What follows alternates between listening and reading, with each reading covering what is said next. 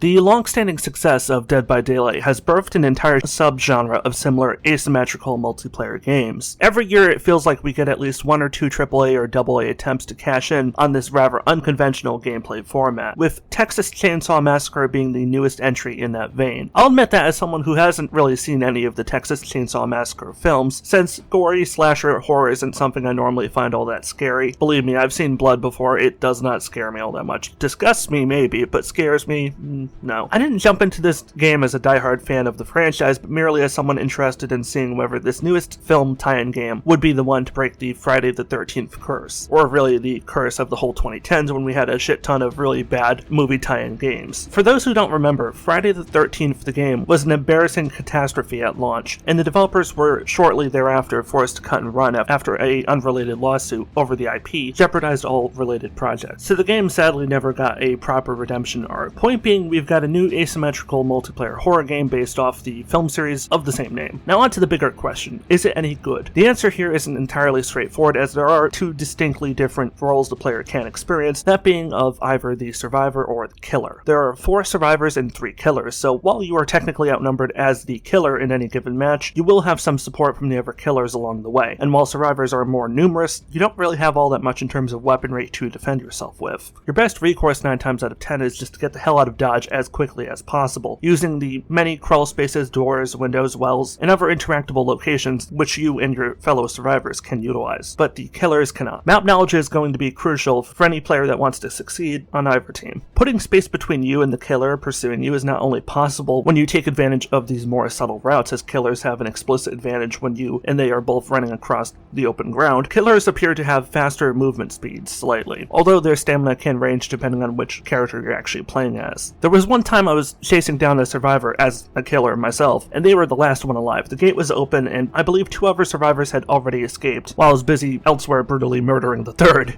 I was chasing down the final guy down this long driveway, and he was giving it all he had. Mad respect to the lad, running his sweating ass down the road, trying to weave and bob, in and out, left and right. But finally I caught up to him with mere seconds to go before he passed through the gate and out to safety. I kind of felt bad for him as I tore him to shreds with my knife. I'm sure at the other end of the game he was slamming his keyboard in rage, at least I like to imagine that he was, because no way does getting caught at the last minute like that, the last very second almost, feel that good. I mean, it didn't feel good to him, but it sure as hell felt good to me. But hey, I wouldn't be doing my job as a killer if I let him get away from me purely out of pity. On the flip side, I did have this one other match where I was basically the same thing happened, but with me as the survivor. My friend had just got brutally murdered, like, I don't know, 200 feet behind me, and I used his death as an opportunity to just haul ass while the 2 other killers were busy standing over his body. I just ran for it straight out, and by the time I got to the very end, I kind of just stood there, looked back. The killer at this point had spotted me, and we just kind of were staring each other down from either side of this really freaking long driveway. And then I just started spinning in circles as like just to taunt the killer, and then he started spinning in circles too, and we just had a fun bonding moment before I ran out the door. It was really something. Time to break out, Isaiah. I'm free. Okay, cool. Was that you? I don't know. I'm the red glasses? Yeah, I'm next to you. Hi. Good to see you. I don't know what any buttons do. Okay, we should probably get out of here, just saying. I just smacked the shit out of a chicken. Open the door! Open the door, damn it! I just hear a chainsaw rapidly coming towards my direction as this lady's taking forever with the door. You alive? Shit, there's like killers everywhere! That's what I was saying!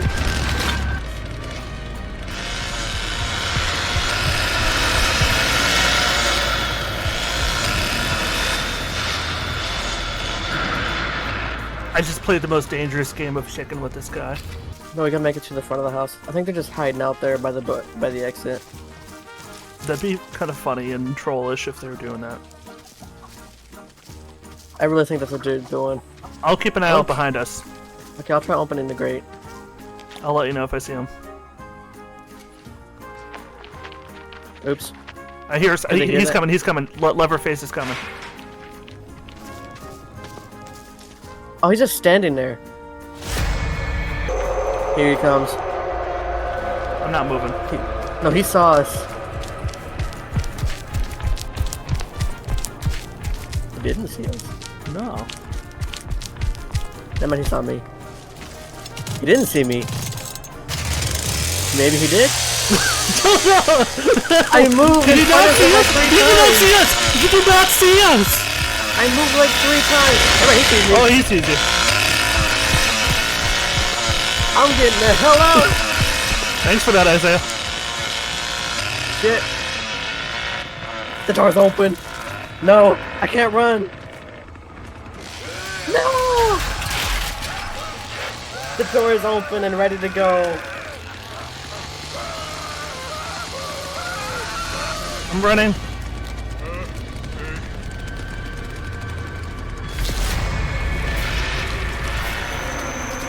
Which way did you run? Straight. Run, bitch! He didn't see you. He ran the opposite direction. He ran to the house. Are you seriously saying I'm just gonna walk away? Yes.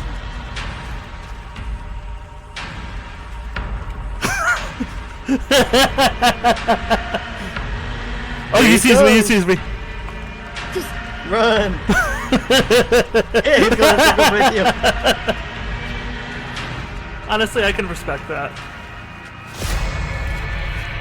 Wait, where am I going? I don't know. Down the road. Run! Here we go. Again on my Tap the spacebar, own. run as fast as you can. I don't know. Jesus Christ. When you first jump into the game for the first time, you'll notice that the game doesn't allow you to jump into a normal tutorial. And I know I've said jump twice in the same sentence, but maybe that's just because my mind is kind of annoyed that I never got the opportunity to learn how to jump or anything else in an actual tutorial, because the game will present you with these long pop-up tutorial videos showing you the basic ins and out of play, but they convey a couple of decent tips stressing the importance of getting objectives done, such as escaping the basement, making your way through the house and other surrounding buildings, disabling killer-placed traps, making as little noise as possible to avoid detection, and looking for the exit gate. The killer role has a similar tutorial video advising you on what to look for and listen to in order to catch the survivors, and some of the other gameplay mechanics you need to familiarize yourself with. These videos are fine, there's nothing really wrong with them, and I don't want to imply that there is, but honestly I think it would have been a lot better to have the player complete a proper tutorial, gameplay included, complete with one or more AI killers. There's a lot of smaller things you have to know, stuff you can only currently learn by playing with other players. I had a very unusual first match, but honestly it was totally awesome. I started out in the basement. The first thing you have to do is free yourself from your constraints using a simple QTE system involving the steady clicking of the left mouse, assuming you're using keyboard and mouse. I don't know what the alternative would be on a controller, since for me the whole point of playing a PC game is to utilize the mouse and keyboard, but that's a different story. You do you. The problem with freeing yourself or really doing anything else as a survivor is that you'll make a shit ton of noise if you're not careful, so you have to operate very slowly in order to spread out the noise to make as little as possible, because of course you want to go undetected relatively speaking by the killers. A survivor who makes a shit ton of noise when they don't need to is a survivor that's going to end up on the menu for any killer. I mean, quite literally, these people are basically cannibals. So I dropped down to the ground and I made my way around in the company of another survivor, and we found that we were being held far underground, and we had to begin navigating a series of crude tunnels mingled with old industrial rooms, because of course we're playing on a slaughterhouse map. Of course, it just has to be that way, right? We can't be hanging out in an abandoned McDonald's or something. No, it has to be a slaughterhouse. Although, as you can probably imagine, it wasn't pigs or cows being chopped up and placed on meat hooks. I'll let you use your imagination there, but let's just say with us survivors being there was plenty of fresh blood. The other survivor and I had to separate after Leatherface found us. We tried losing him doing a loop-de-loop around some boxes, which honestly was quite entertaining, but the other survivor behind me got spotted and he got carried off. I got to hear her agonized screams from the next room, which, gotta say, the audio experience here in game is absolutely amazing.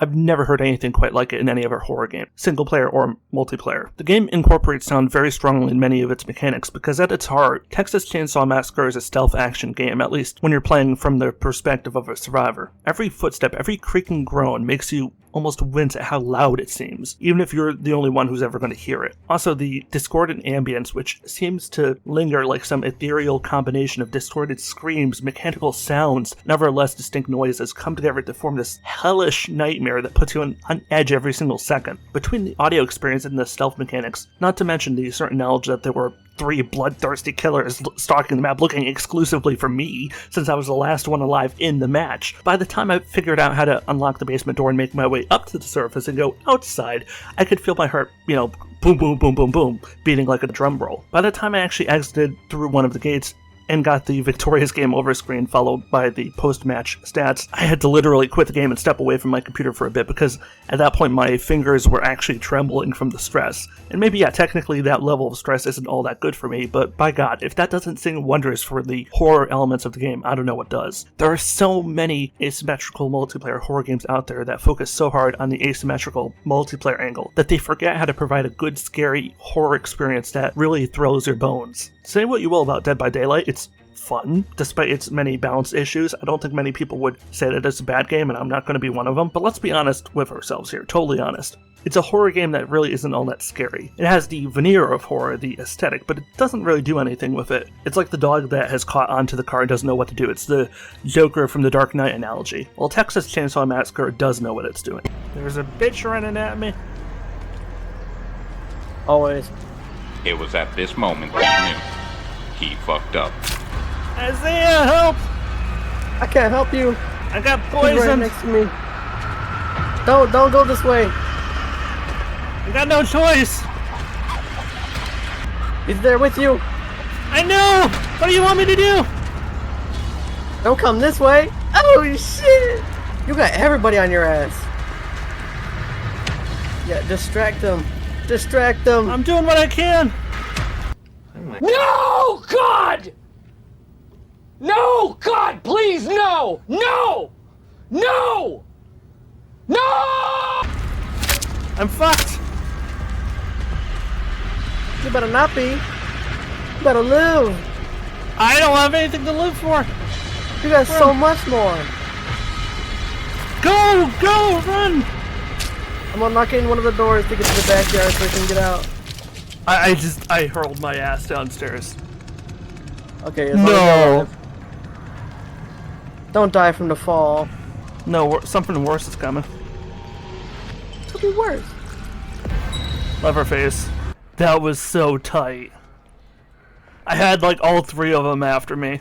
I will say that during the end of my first match as a survivor, I found it funny that I went through the entire match without seeing any of the other killers. I saw Leatherface I think once at the beginning when he went after my fellow survivor buddy, and then way at the end I saw the cook walk past me mumbling to himself as he doubled back to go search another area for me, because at that point I was the only one left alive. He passed within like 5 feet of me to do so, but that was literally it as far as I remember. I moved agonizingly slowly because I was still trying to figure out what was what and where was where. I had to figure out all of it because I had no help with me. Everyone else was either dead or gone, or I suppose they were dead and gone, but that's a different story. Either way, I was left entirely to my own devices. To be fair, I don't think this had anything to do with my awesome innate stealth skills, the fact that I was able to navigate all the map without anyone really catching me, but much more to do with the fact that these maps are massive. Maybe it's largely because so much of the map is tightly confined with only a single yard and driveway that's more open-ended, but it felt like these maps were at least twice the size of those you'd find in Dead by Daylight off the top of my head. This combined with the fact that as a survivor, the map opens up very slowly, only after you've made your way through specific barriers, a locked door here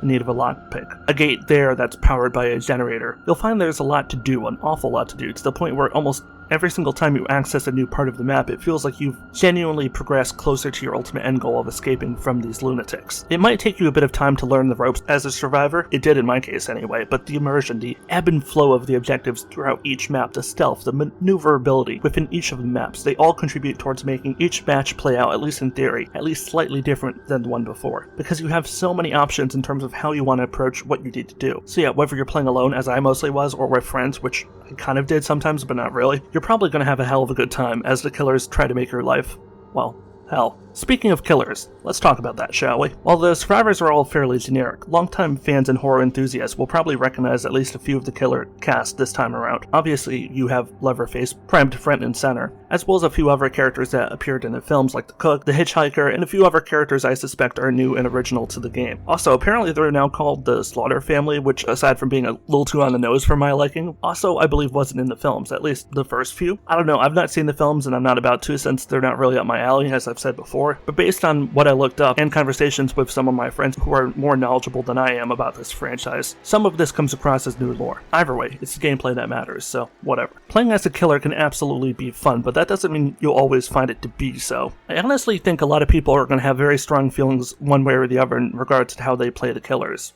and how they view the killers as a role. Each one has their own unique abilities in terms of how they engage with the other players in the map itself. Leatherface can cut down barriers the survivors would normally vault over, which opens up new flanking opportunities for the killers. The Cook, if I'm remembering right, can place various locks on doors, gates, and other interactable objects, making it more difficult and more time-consuming for survivors to get through. Also, each killer has way more personality and individualism to them than the survivors do. The killers will respond dynamically with unique voice lines and interactions depending on very specific conditions around them within the match. This sounds boring, but it really isn't. Some of the lines can include, but not limited to, spotting a survivor for the first time, spotting a survivor after having already killed a survivor, interrupting a survivor from turning on one of your booby traps, stopping a survivor from attacking Grandpa, etc. One thing that I wasn't really all that keen on during my time was the frankly terrible new user experience. There's nothing in the vein of a proper tutorial, I mentioned that, or a private player versus AI match setting, and I have no idea why. The developers rambled incoherently prior to launch about how they deliberately didn't include any friendly or enemy AI support because they wanted to protect the sanctity of their unique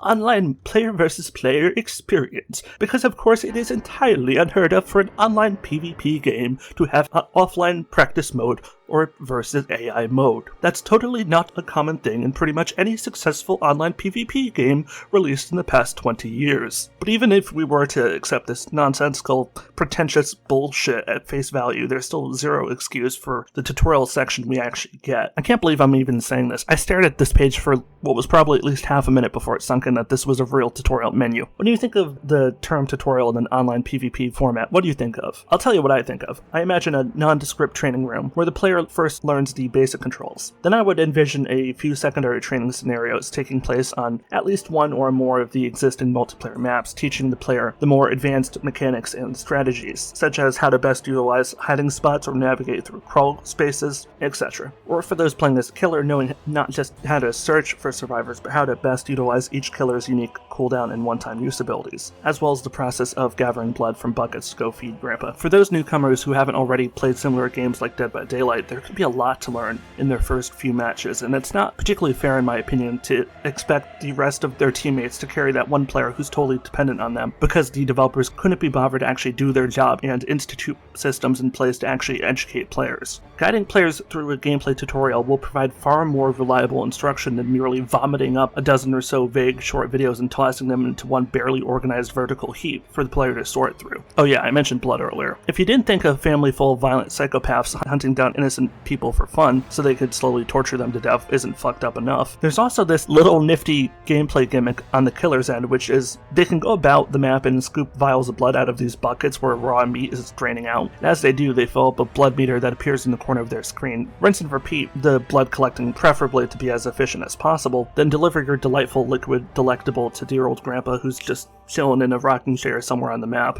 Depending on which map you're playing on, you can find him hanging out in places like the front porch, the living room, or somewhere else entirely. Again, this is where we start to veer off into the Texas Chainsaw Massacre film lore that I'm not too familiar with personally, but it seems like Grandpa here, who by the way, that's what they actually call him. That's not just me insulting him or being, I don't know, age discriminatory. It seems like Grandpa here has some kind of weird telepathic sonar ability that, in the game at least, enables him and through him the other killers as well, to pinpoint the location of any remaining survivors. As the killers get their hands on more and more blood, either by finding more bleeding meat hooks or by beating up any of the remaining survivors, they can return to Grandpa to gradually level him up, allowing him to use his bullshit wall hack abilities even more frequently. You can level up this NPC a few times. I believe he maxes out at level 3, but it could have been 5, I forget. Either way, every time he levels up, the cooldown on his sonar wall hack ability is reduced, allowing him to use it ever more frequently. And it also becomes more accurate every time he levels up. First, for instance, it only works on moving survivors, so if you're standing still, you'll remain undetectable. Then when he levels up to level 2, his wall hack will penetrate shadows or other forms of concealed cover. Then eventually when he maxes out, he'll reveal your location no matter what you are, what you're doing, or whether you're stationary or not. By that point, you better have made your way to the exit and opened up any gates blocking your way, because you might find yourself in a situation like I was, where you get lucky, and the killers are just moronic and didn't think to upgrade Grandpa at all. But at this point, now that people have familiarized themselves with the game somewhat, it's been out for a little while, I doubt that's going to happen too often. I had most of the match to myself because all the killers insisted on doing all their searching the old-fashioned way instead of via X-ray vision, which awesome for me, but kind of, I don't know, stupid for them. One minor thing I did like about the general character design of the survivors and killers, setting aside the utterly forgettable models and voice acting behind most of the new characters themselves, is the passive individual character stats that greatly influence each character's playstyle according to different player mentalities. You have one survivor, for instance, that's very good at stealth and is considerably less likely to generate noise, allowing you to more easily become the ultimate amateur ninja in your match. And yet, there's another survivor designed primarily to outrun any killer that might chase after them, due to that character's significantly increased stamina when compared to the other playable survivors. On the killer side, you have a few characters who are more equipped to brute strength their way through any problem, dealing more damage per hit, and then you have others who are uniquely better at flushing out survivors either individually or in small groups. Performance-wise, the game ran fine. Fantastic even. Whoever was in charge of optimization, they knew what they were doing. I ran this off both my NVIDIA 2070 i7 desktop and my 3070 laptop, and I didn't encounter a single issue on either. For the record, I had settings on a mix of high and max. On the desktop where I mainly recorded, I played in 1080p, and my laptop played it at 1440p, with VSync enabled on both setups, because I'm one of those players who strongly prefers steady, consistent performance over random jarring leaps and drops associated with uncapped frame rates. Point is, everything worked as it was supposed to, which is what you kind of want to see from any game. That shouldn't be a very high bar to meet, but you'd be surprised how many AAA and AA games somehow manage to fall short of that basic expectation. Then again, given how the game isn't really graphically pushing the upper limits of what modern game engines can achieve to begin with, that probably isn't all that surprising. I'm not trying to insult the game or its developers by any means, but while the game visually is fine, if you had told me that this was actually a game from 2017 or 2018 instead of 2023, I probably would have believed you. But I don't really care all that much about graphics personally. Here, everything looks, sounds, and plays just fine. But if you're expecting something more than fine, I don't know what to tell you. I should note that the game does have a cosmetic system in place, which is kind of cool, although the items you can equip are fairly limited in number. That said, what they lack in quantity, they generally make up for in quality. The killers, for example, can equip alternative kill animations for when they're eliminating a survivor. However, most of these are locked behind a DLC paywall via the Slaughter Family Execution Pack No. 1, $6.99 cosmetic DLC. The specific labeling of this being only Pack No. 1 implies that there will likely be more on the way, especially given the game's success. I don't have a huge issue with the developers adding in Day 1 DLC as long as the game itself is feature complete, which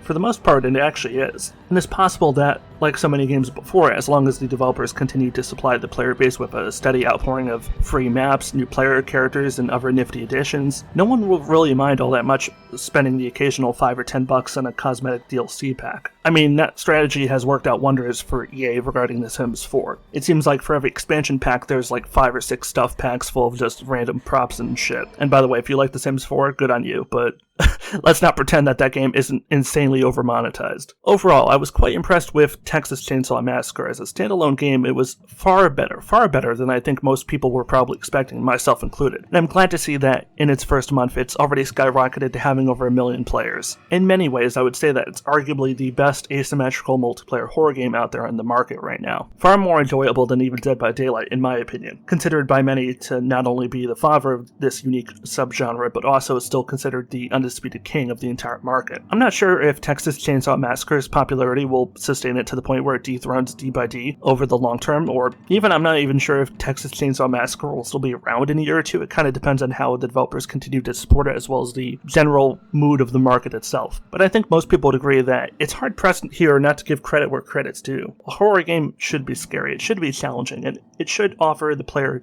unique opportunities to test themselves in a myriad of interesting ways. And while I still enjoy D&D for what it is, its overall obsession with mainstream tie-ins and shallow spectacle has kind of alienated me as a player. So it's refreshing from my perspective to see a new game in a very similar vein go back to strictly adhering to a single original theme. But there's definitely an argument to be made for the sillier popcorn-esque horror that other asymmetrical games like Dead by Daylight provide. I wasn't raising this pointed shit on D&D, but rather to clarify what I personally love to see in multiplayer horror games. Whether Texas Chainsaw Massacre appeals to you as a game is going to depend entirely on what you enjoy seeing from said genre. All I can tell you, in my experience, is that Texas Chainsaw Massacre is easily one of the best multiplayer horror games I've played in the past several years. It's obviously not perfect.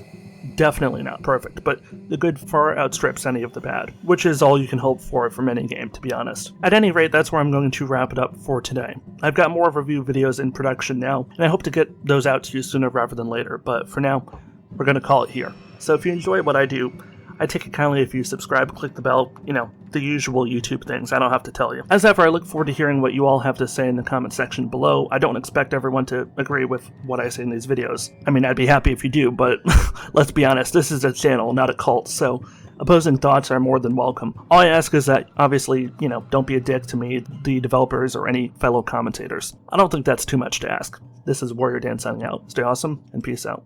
I have to see this through to the end. There's no reason for her to still be there. He's gonna run straight into her. Motherfucker! Where are you going? Like, why was she the one to survive? Of all the... Oh yeah, that was really smart, wasn't it? She's gonna have them all on her ass. She's dead. Yeah, there's no way she's living.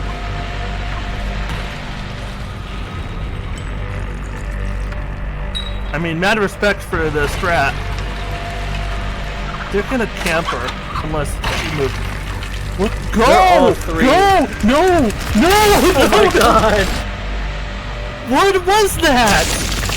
Why would you go back downstairs? The whole point is to get up and out!